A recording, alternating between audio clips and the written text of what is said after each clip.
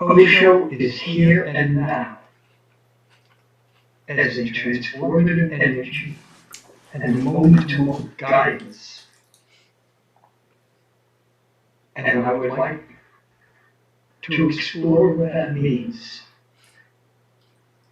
Chinmaya, 20 years ago, said this to me, that Osho is as available today as both a moment-to-moment guidance and a transforming energy as when he was in the body, perhaps more so.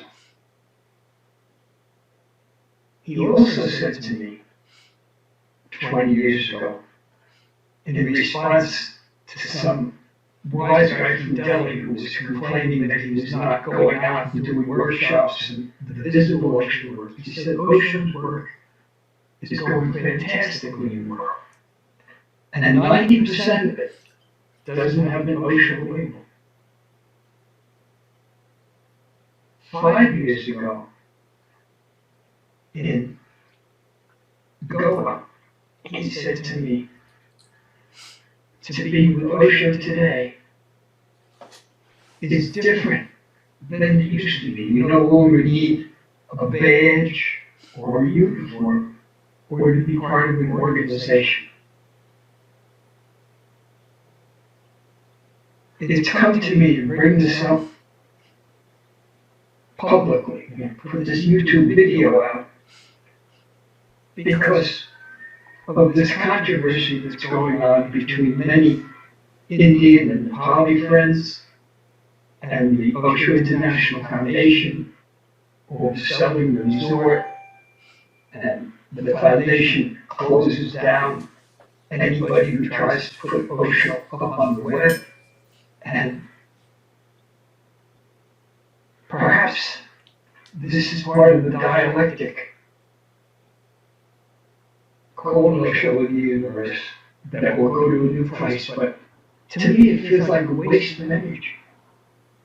And that neither side are addressing the big questions that I just brought up, which is, how does each one of us become available to what we call Osho today? And I would really like each of you to say your own personal experience of Osho today. Whether a person needs to think or put a label Osho on it in order to be in touch with it, or whether everybody who is enlightened out there is a vehicle for what we call Osho. A subsidiary question is, what is the function of each of his old disciples vis-a-vis that energy, not only for our own transformation, but how do we function for other people in the planet, either as a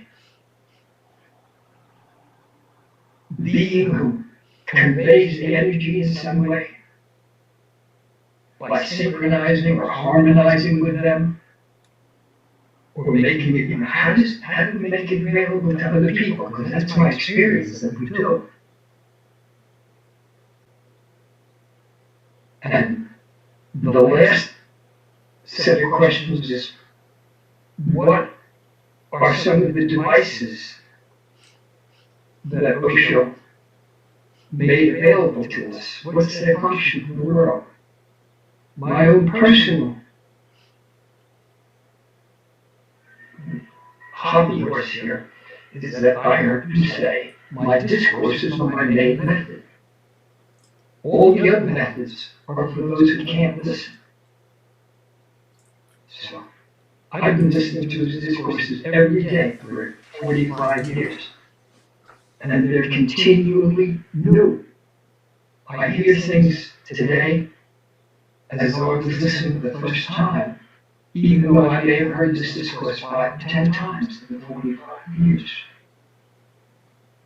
So, those are the things that came to me to bring up for us to talk about together and to put out as an aid to other sannyasins and non-sannyasins. And I'd appreciate it if either one of you carry the ball now for a while.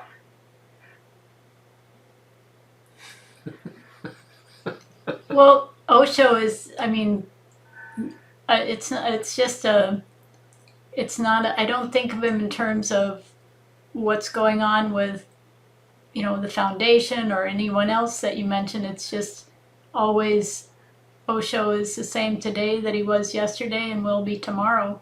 It's kind of a constant state. And he's always accessible and always there. And so what other people are doing, I mean, it makes no difference to me. It's a personal thing that I have with him, I guess. So it didn't bother me any if they were getting hot under the collar about something. They can't, they can't tell me I can't have that.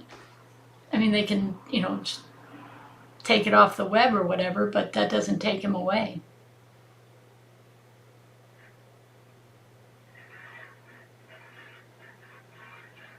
I mean, what did you think about it?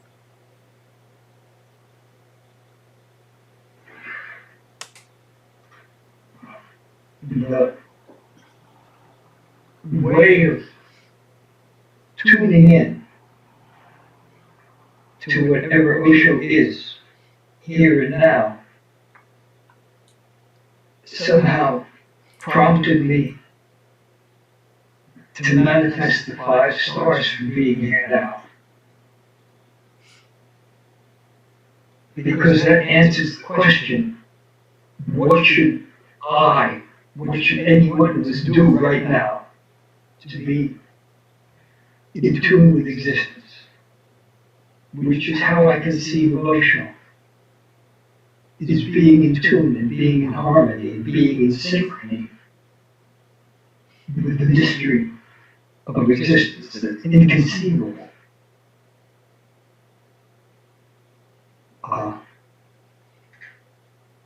My feeling is that many of the people who are arguing with each other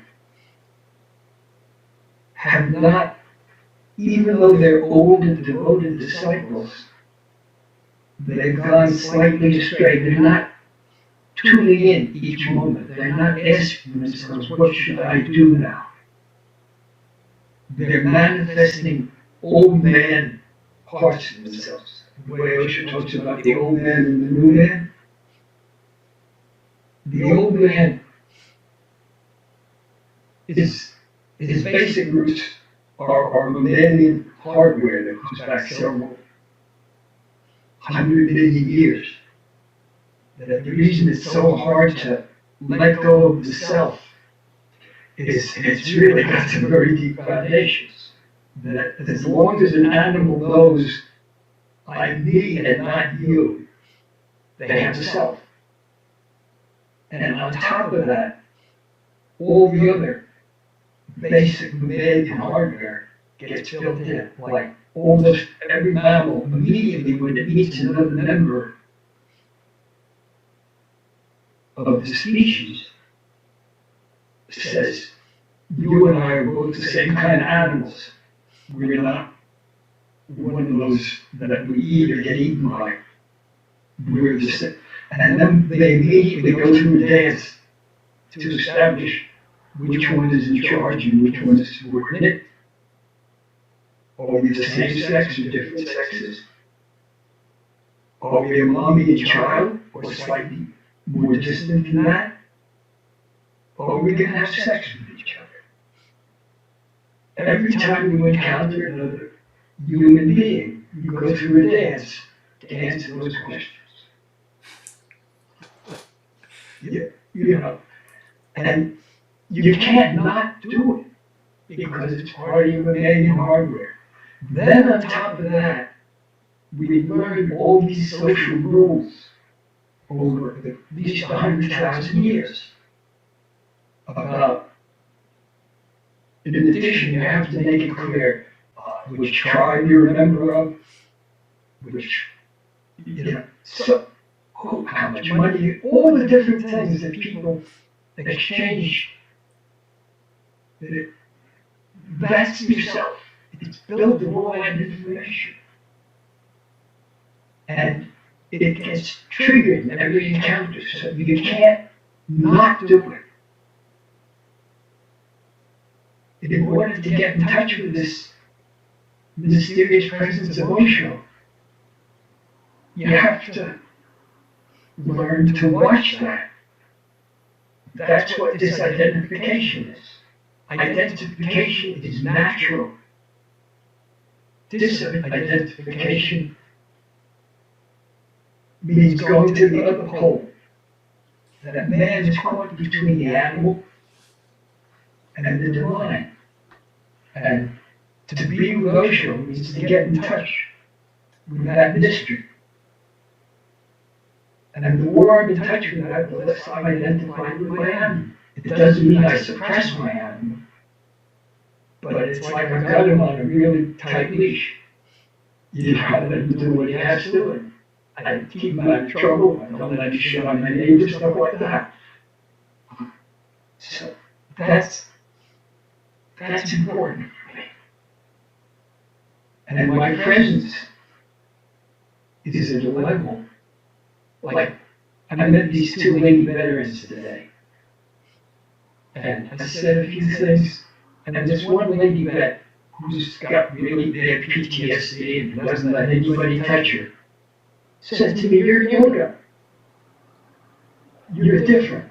And she gave me a hug, and by the end of the conversation, she asked me about, could I help her autism spectrum son? Well, we allow an energy or radiant. I don't know how much of it is coming through us, or how much we attune each other, or we help somebody else tune into something that's out there. I haven't got the physics of it straight yet, but these are three different poetries we're describing what happens when we're with other people. We allow them to disidentify from their animal and get more in tune with whatever this thing we call Osho is.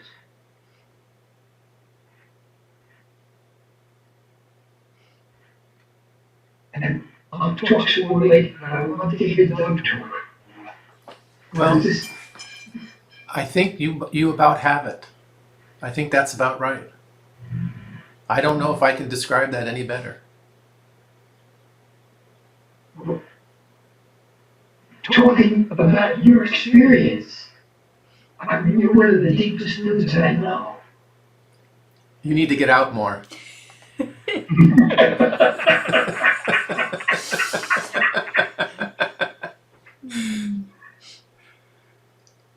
So I understand what you're saying, and Bodhicitta, I get it. And I think pretty much everyone will get it. That is at least a meditator, and I think it's about right. It's just about right.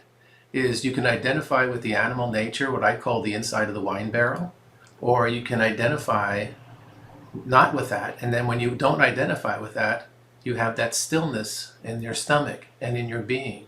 From your heart to your stomach, you have that stillness, and it goes to the mind. And that's just what you described, much more eloquently than I could. Thank you.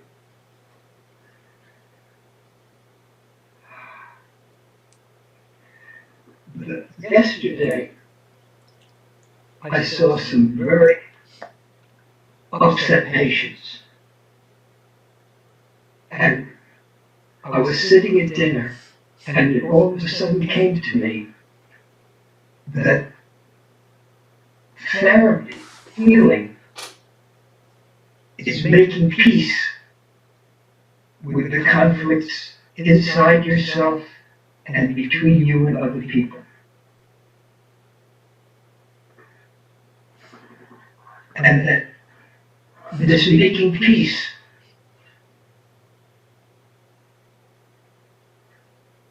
is an energetic vibrational thing. You can't fake it. You can't just say it, but you can feel it. Like every child feels it with its mother usually, with animals that are friendly or not. It's like everybody knows when there's no conflict. You don't have to think about it. And then, and I would love your comments on this, Doug. It came to me that all of PTSD, it's not the physical wound. It's always a psychological, psychic, energetic wound. And the wound is not that something is missing or broken, it's that there's a conflict. And the healing is making peace with your inner conflict. And the conflict at its basic root, in every case of PTSD I've seen, whether it's veterans or children or abused women or even accident victims, the inner conflict is between what I thought was right before this happened and what I think is right now. And like the person no longer knows what's right. When you don't know what's right, you don't let yourself love yourself and be loved. Because for better or worse, you were brought up to feel that mommy only loves you when you're right, doing the good thing, the right thing. Original sin, putting labels on it. So unless you can transcend it and accept yourself without labels, whatever happened is whatever happened. It's not good or bad, it's just what happened. The conflict remains. So the healing is not changing it or making a different story about it. It's accepting yourself and whatever's happened to you at the deepest level, which is beyond any label. And that felt like the final piece of the puzzle that I've been seeking for 20 years since I started looking at what's PTSD about. Yeah. Does that make sense to you? Because you guys really know a lot about this. Well, Bodhicitta, it was you. I'll have to paraphrase what you said because you told me this quite a while ago. So when you have a trauma or post-traumatic stress disorder and it's located, I found it, and we were there, you were there, and it's an energy or something that's located typically on a nerve. It's a memory and it's stored on a nerve in my particular case. And as you said, if you don't deal with it, it's going to keep resurfacing over and over again until you deal with it. And so I didn't know if you were right or wrong, and then it turned out you were absolutely correct. And I found it, and I just relaxed into it, and the nerve trauma released. So you're absolutely correct. At least I was able to reproduce it, so therefore we know that if I can do it, anybody can do it.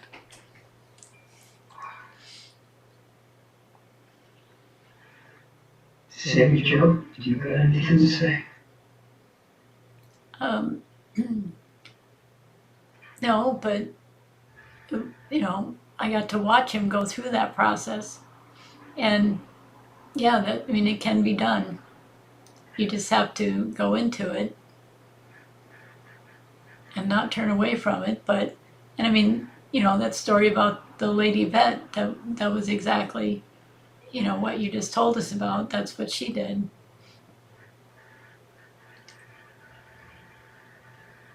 So, the next piece of what's coming is we all carry the historical traumas of our ethnic group. There's this wonderful man, Thomas Hubel, who runs workshops on healing collective trauma around the world. And this has been one of my preoccupations since I was a kid. What do my grandparents and parents and me carry from being persecuted Jews for 2,000 years, and from the Holocaust, from being people who have come from one culture to a place where they didn't speak the language, they didn't know it, etc. Well, what I've been seeing in the conflict between Osho International and Indian sannyasis is some deep collective cultural trauma that they haven't resolved. The way it looked to me, the Indians, their ego is built on being more receptive, feminine, a disciple. So the Indian version of being sannyasa is to worship the master and to wait for the master to do the work. So that's why they got so upset about the pictures being removed from the ashram and the samadhi and the chair being removed to the ashes and all of the ways Indians preserve a place of worship. The foundation was removing. And some of the guys on this Samvad on Bardo meeting place of friends even said it's the fundamentalist Christians behind Jayesh and Amrito, and it's like colonial day. They came right out and said that we're being oppressed by those killers who killed Osho. And you could just hear the paranoia. The reason I call it paranoia is that paranoia always involves projecting an unacceptable part of your own being. And what I saw was that the Indian sannyasis, with some notable exceptions, like Sajid Vedant, are angry at Osho unconsciously because he hasn't enlightened them yet. After 40 years of groveling, they still haven't got it.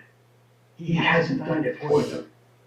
But they can't accept that they're blaming Osho. So they say, it's not me that's angry, it's Jayesh who's a bad guy and I can be angry at him. Now the Western side of this is built on the big mistake in the Western side, which is one God, which is me. The essential, the self has always got two ends, me and mommy. So, in the Eastern psyche, mommy's the big guy and you're just this little disciple. In the Western psyche, you want to be God. So, I'm everything, and anybody who's in the way, they don't count. They can be used as a slave. They can be killed and colonized. All the horrible things that Westerners have done to everybody else on the planet for 2,000 years. So, the Western psyche is about making this incredible ego that's in charge, that it becomes godlike. So this is where I see the unconscious conflict between the Easterners and the Westerners. The one between the foundation and the other Western therapists is usually a therapist who says, well, actually, I know better than you because I'm more godlike than you are. You've seen enough of that. I don't have to go into details. But I see so many people not watching their own crap, but instead projecting it on others. And it's made me sad. And driven me to do this video, even though there's a part of me that really prefers to just hide and not say anything. Yeah. So let me say something here. Please, Okay. So the thing about the Easterners, it's no different. They want someone else to do it for them. The thing about the Westerners is, and it's a bhelief system. The thing about the Westerners, they have that too. And Christianity, Judaism is a perfect example of that.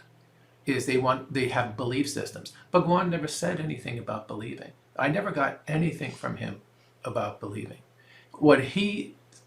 His thing was investigate, search, find out for yourself. That's what I got. When I did those 10 days of Vipassana, and my mind stilled on the fourth day, then it was, you can't tell anyone that. You have to experience it. You can't believe it's going to happen. You have to explore it. You have to investigate. That's the dilemma. It's a dilemma between belief systems and an investigative system. And you can say that, well, Westerners, we have this scientists. We have science, so we're investigators. No, the Eastern people are investigators too. The perfect example of that is Buddhism, right? So you have this, they want to believe, they want a mommy, they want a daddy, if you like, or they want a God. Okay, they can have that. But I don't see it that way. I see that you have to investigate and you have to walk home alone. When you die, I promise you this will happen. You can have 100 people around you. You will die alone. I know this from personal experience.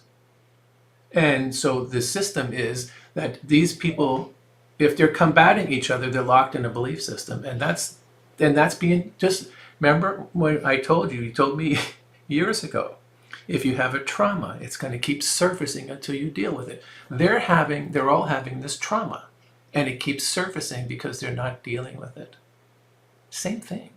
Maybe I'm too simplistic in my thinking, but to me, that's exactly what you just defined. Their squabble is based on their belief system. Now, if they investigated like Bhagwan, that's what he was all about. That's what attracted me to him. And then there's an investigation system. There's not a belief system. It's an experiential. Bhagwan's teaching, from everything I understood, was all about experiential realities and stuff, and not belief systems. I could be wrong. Maybe I misinterpreted it, and lucky for me, I did.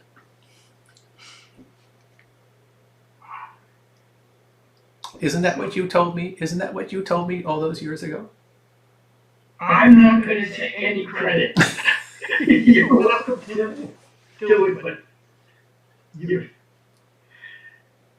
that's one of the mysteries of how the war inside turns to peace. Is that somehow the communion amongst us, between us, allows the contact with this mysterious energy, with this presence, that allows us to accept and stop fighting ourselves. And the Bodhicitta, I'll tell you 2 recent examples I have of this. My sister passed on December 14th, and I got her past her fears. I got her past all her belief systems. She died, and her son was there. She died without fear, and she died with a glow on her face. Just very peaceful, right?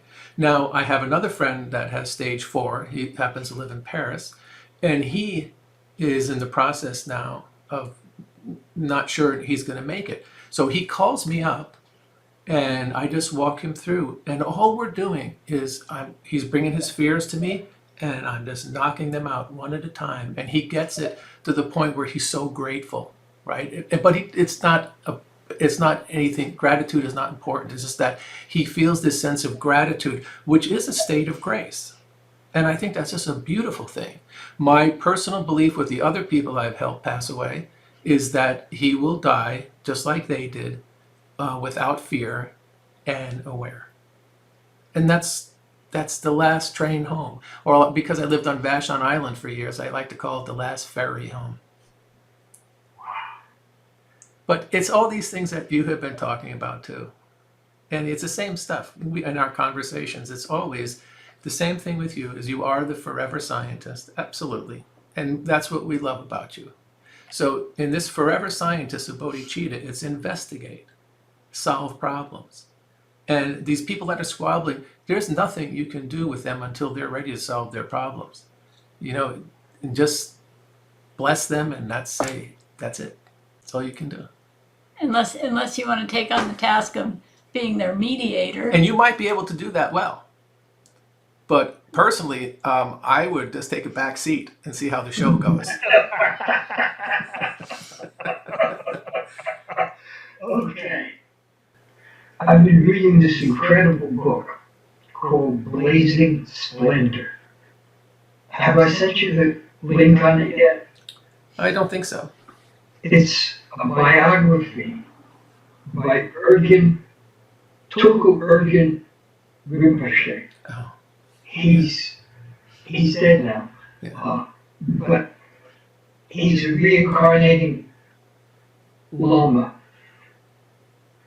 And I had teachings with him in 1986 in Kathmandu. An incredible guy. Like, he walked into the room with a wolf skin cloak. And in 5 minutes, he gave the essence of Buddhism. And then while his son Chokyamima was delivering the rest of the teaching, he'd walk around the room, and when anybody is in a state of no mind, he'd go up to them and he'd poke his finger at them and he'd say, that's it. And that's called pointing out destruction. And it somehow sticks with him. Anyhow, this guy, in this biography, covers the last 150 to 200 years of Tibetan Buddhism. It is such intimate detail. His father was a famous incarnate Lama, his grandfather was, and it just goes to these incredible stories of these people who spent half their lives in little caves. Like the nuns would get in this little hut, and they would put up bricks so that the only way to get in and out of the hut, somebody would pass the food to a little hole in the door. They'd stay there for a year at a time. I mean, the way these people practice was so different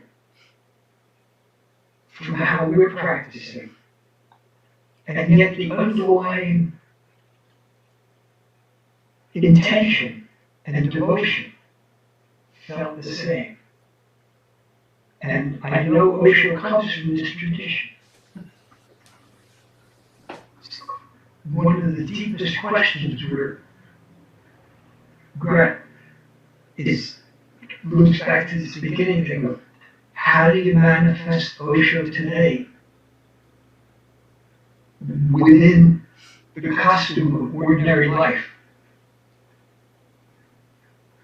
Because the culture understands it that way, whereas it takes hundreds of years to prepare a culture like Tibet was. That day is finished.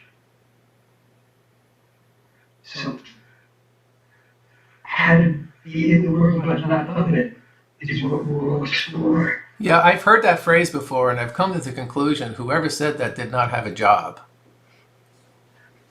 Osho said, come on. Okay, thank you. And it was a wonderful conversation with you, and it's very nice to see you again. I love you guys so much. Yeah, you're part of us now. Yeah.